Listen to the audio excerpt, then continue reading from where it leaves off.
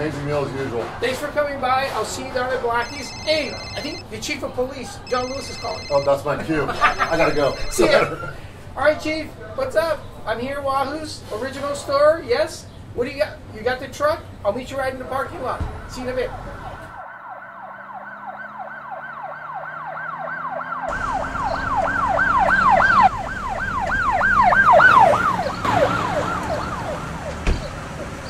Good to see you, my brother. See you too. What is this? Okay, we got a lot of specialty vehicles at the police department. This one's probably one of my favorites, okay? Because obviously we got some beach to cover, right? Yeah, we do. And some different conditions on the beach too. So the last thing you want to be is a police officer in Newport Beach and get stuck in the sand, all right? Sure. You're not getting stuck in the sand with this thing. You can take it down on a wedge and you're good to go all the time. Hey, this is the original Wahoo store, but this is where it all started. Back on Balboa Island at the Shanghai Pine Garden, that's the original restaurant. So nobody makes that connection, right? The Shanghai Pine Garden and Wahoo's, right? Nope, nope. You just see this crazy looking Asian guy, but they think I'm from the islands, and I remind them, I'm the big island of Brazil. Yeah, exactly, right? Well, I guess Balboa Island counts, right? That's right. Okay, there you go. All right, let's get down there. All right, let's do it. Hey, so Wing, are you comfortable in the front seat of the police car as opposed to the back seat of the police car? I've never been in the back. Okay, all right, all right. We got everything in here like any other police car. So the radios, the computers, our video equipment system for the officers to record their contacts. So it works just like a regular police car. All the bells and whistles and lights and sirens in this thing. All right. Awesome, nice ride. This is all so high tech. When I first started, seriously, it was like a notepad. And that's it, right? You know what I mean? And I'm left-handed, so I used to have to put it up here so I could write, you know? But yeah, now it's like pre-flight in an airplane. By the time you get in here, I have to check all this stuff and make sure it works, right? Yep. No, this is pretty legit. Yeah. Yeah, put your signal on, John. Yeah, I should probably do that.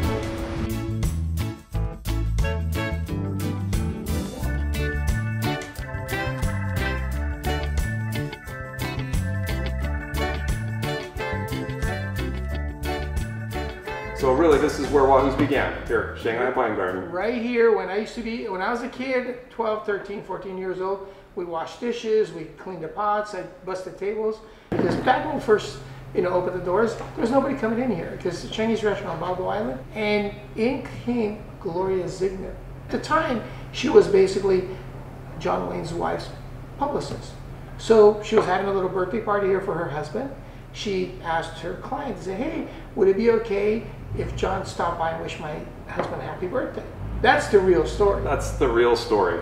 And what came out of that was a picture of my dad and John Wayne, and therefore everybody believed that my dad was hosting John Wayne's birthday party here. And that's been basically the rumor, the myth for the last 50 years. Well, tell me about the happy birthday song, though. Yeah, so my dad comes out and sings this song, which I'm pretty sure is not happy birthday. But because it was birthday, nobody knows Chinese, so nobody could argue that it wasn't happy birthday in Chinese. So my dad has been singing that song for the last 50 years. Whenever somebody would have a party right here on this Lazy Susan table, right? They would have a party of 8 or 10 people. My dad would come out in the middle of dinner and sing this one song. And people loved it because it made them feel that much closer to John Wayne. Because you got serenaded by the same chef that wished John Wayne happy birthday. You got serenaded, but it wasn't the happy birthday song. It's priceless. But nobody knows about Nobody it. knows. Because Until now, right? Yes. Until now, you know that it's basically a nice opera song. So my dad still sings it, and then if you like to hear it, my dad can sing one amazing song. Okay, 你可以唱来。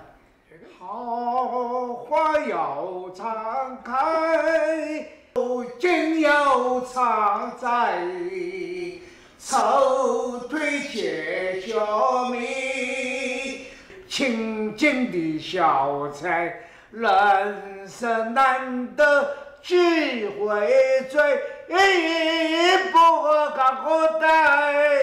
来，喝我了这里。这样说吧，再见，这个。That's the song. I love it. And that's what made this restaurant uber, crazy popular. I feel like John Wayne's here right now. He is. His spirit is right His spirit's here. So really, what were those words? I have no idea. I've been thinking about it for 40 years. I still don't know what it means, but we love it. It's the one song my dad sings. That's classic Newport Beach. That's what this place is all about. I mean, it's famous people, but the stories behind it are just priceless. You know, after all these years we've been in town together, and for me, I came here, I was 18 years old, I needed a part-time job in college, right? And I applied at the police station, right? And so when you were here scrubbing dishes, you know, I was doing the non-glamorous things at the police department, right? I mean, I'm getting coffee for the sergeant, errands, and those kinds of things. And you know, all these years later, here I am in the chief's office, and some days I still can't believe it. You know, somebody says, "Hey, chief," and I look for the I look for the boss, right? You know? So that's how I ended up here, and all these stories are they're amazing, right? Because that's who what this town really is like. It's the people behind there's the glitz and the glamour and everything that we think about Newport Beach, but the community, right? I mean, is really what's stayed here, and it's still kind of small town in a way. It really is. You know, back in the early 70s, right, it was a small little town. I mean, houses were only about $100,000. Everybody's super mellow. I mean, we have this great pizza place, Mione's, across the street. Where Wilma's is now, used to be the old Jolly Roger. I mean, the Village Inn is still around. I mean, we've got the post office, the fire station. But this was all a bunch of us, and literally we would all trade after work. So for Chinese food, you get pizza, ice cream, burgers, whatever you wanted. It was a cool little town to grow up in. As a kid growing up here, you know, in the Chinese family, we're all free labor. So pretty much anything that needed to be done in the restaurant, we did. So wash dishes, clean up, peel shrimp, be the host, be the busboy. And, you know, it's kind of like part of, you know, growing up in the family. We all did what needed to be done. We all pitched in. Let's talk about Wahoos and how you started on the beach. So one of the cool things after surfing, you didn't have a lot of money, so it's fish tacos.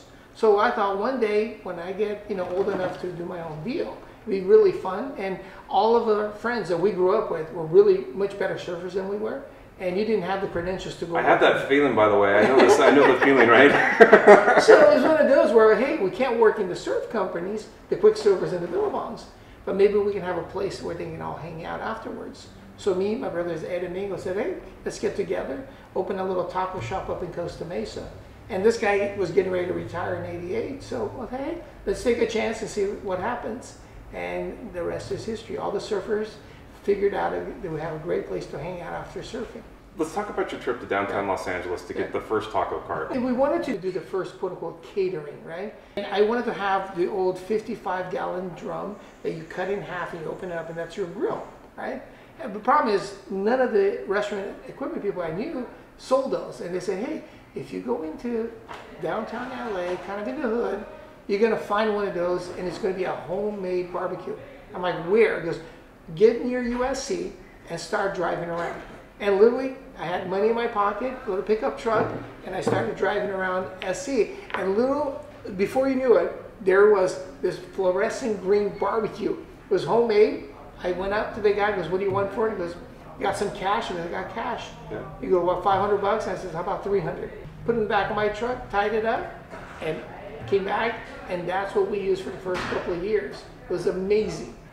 So, Mr. Lee, you still own the restaurant here?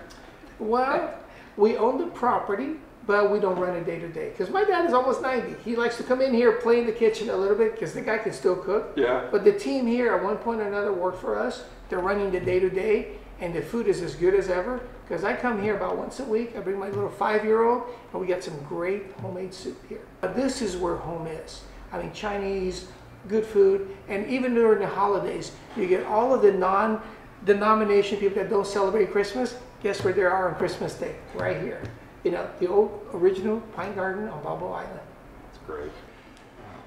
Well, it looks like I'm out of coffee, so I guess we're out of time. All right. It is great catching up with you. Mr. Lee, it is great catching up with you, sir.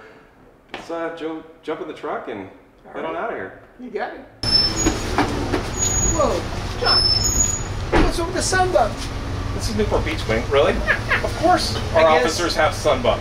Only in Newport. That's right.